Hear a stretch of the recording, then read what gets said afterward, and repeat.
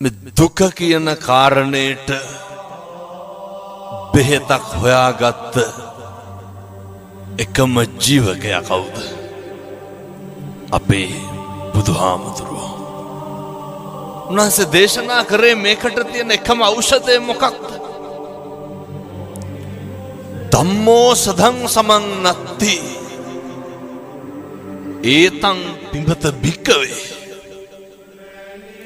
ඖෂධය නම් ධර්මයමයි. ඒක පානය කරන්න.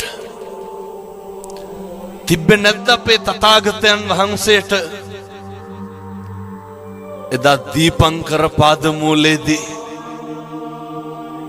නිර්වාණය සාක්ෂාත් කරගන්න තිබ්බේ නැද්ද? තිබ්බා. කවුරු වෙනුවෙන්ද කැපකිරීම කරේ? අපි වෙනුවෙන්. අපේ බුදුහාමුදුරුවන්ට කොච්චර ප්‍රශංසා කරාද, කොච්චර නින්දා කරාද? හැබැයි බුදුපසේ බුදුමහරහතන් වහන්සේලා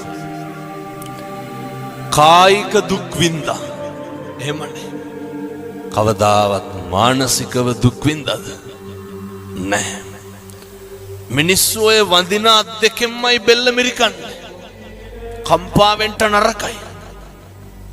අර මතකද පොඩි කාලේ අහලත් ඇති එක පොකුණක් තියෙනවා වතුර හිඳිච්ච. පොකුණේ ඉබ්බොත් ඉන්නවා, මාළුත් ඉන්නවා, කොක්කුත් ඉන්නවනේ. වතුර හිඳුනට පස්සේ ඉබ්බෙක් ඇවිල්ලා කොක්කුන්ට මොකක්ද කියන්නේ? කොකෝ වතුර තියෙන තැනකට ගිහින් දාපන්. කොකා කියනවා ගිහින් දාන්නම්. ගමන ඉවර වෙනකන් කට අරින්න එපා. මේක හොඳ පණිවිඩයක්. කට වහගන්න තරමට ප්‍රශ්න අඩු නැද්ද? කවදා හරි හොඳ හාමුදුරු කෙනෙක් ගෙනල්ලා හොඳ බණක් අහන්න. එතකම් මම මේ කියන ටික පිළිපදින්න. කොක්කු දෙන්න කෝටුවක් අරගෙන දෙපැත්තෙන් හපා ගන්න. ඉබ්බට කියනවා මැද්දෙන් හපා ගනි. උඩින් යනවා. හැතැම්මක් විතර යනකොට යට හිටපු මිනිස්සු වගේ ඉබ්බට ඔච්චම් කරනවා. ඉබ්බෙක් කුටි යනවා කියලා.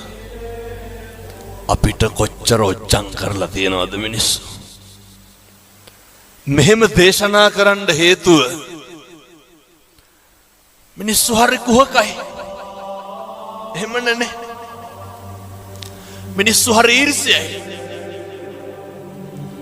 මිනිස්සු කැමති නෑ පින්නතුනේ අපේ දරුවෙක් විභාගකින්වත් පාස් වෙනවට කැමති නෑ. හරියට පද හදනවා. ඔය ඇත්තන්ගේ පැතිවල එහෙම නැතුව ඇති. මම කියන්නේ බොහෝ පැතිවල එහෙමයි.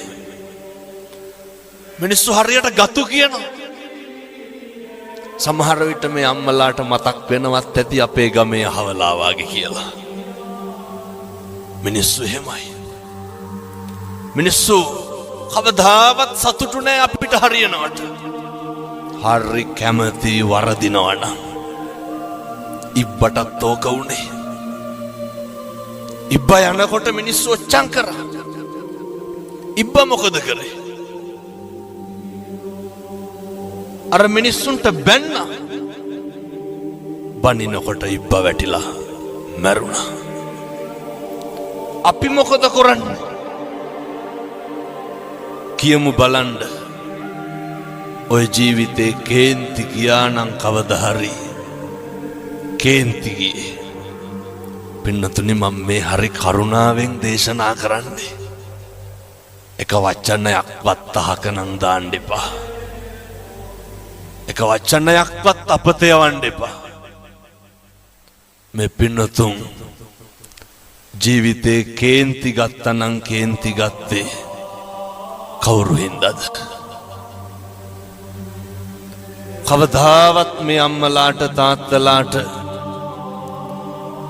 ගෙදර දවල්ට බත් කාලා ඉඳගෙන ඉන්නකොට ඔය කේන්ති ගිහින් තියනවද? නිකන් ඉන්නකොට නෑ. ඉබ්බට කේන්තිගේ කවුරු හින්දාද? අර කොහෙවත් යන මිනිස්සු හින්දා. අපිට කේන්ති කියන්නේ ඇයි?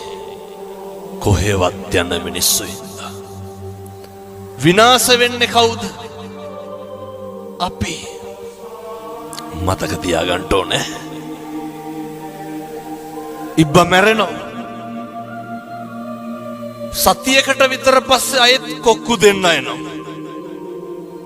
තව ඉබ්බෙක් ඉඳලා කියනවා කොකෝ වතුර තියෙන තැනකට ගිහින් දාපන්. කොක්කු දෙන්න මොකද ඉබ්බට කියන්නේ? කවදාවත් ආයේ ඉබ්බෝ ට්‍රාන්ස්පෝර්ට් කරන්න. ඇයි? ඉබ්බන්ගේ කටවල් හොඳ නැහැ. 1000ක් පොරොන්දු කිවිස්සනවා මොකේද? පොරොන්දු වෙනවා කොකෝ කට අරින්න නෑ ගිහින් දාපන්. අයත් පරණ විදිහට කෝටුවක් අරගෙන දෙපැත්තෙන් හපාගෙන යනවා. හැතැම්ම 2ක් විතර යන්න ඇති. අයත් අර යට හිටපු මිනිස්සු ඔච්චම් කරනවා ඉබ්බෙක් කුඩි යනවා කියලා. අර ඉබ්බද කට ඇරි නෑ. අර කෝටුව තව ටිකක් හයියෙන් හපාගත්තා. දැන් පාඩුවේ යනවා. අපිත් ඔහොම තමයි. අපි ඉවසනවද කරන්නේ කල්මරනවද කරන්නේ? අපි කියන්නේ ඔය පස්සේ බලා ගන්නම්කෝ. පස්සේ බලන්න යන්න එපා. මෙහෙම ටිකක් ඉන්නම් කියලා කියනව නේද? ජීවිතේ පුරුදු වෙන්න කල්මරනවට වඩා ඉවසන්න. මේක ටිකක් ඉවර වෙනකන්වත් මීටර් 500ක් විතර ඉබ්බ ගියා. කටවත් ඇරියේ නැහැ. දැන් ඉබ්බට ඉන්න බෑ. ඇයි? කොක්කෝ කිව්වේ නෑනේ උඹ හරි හොඳයි කියලා.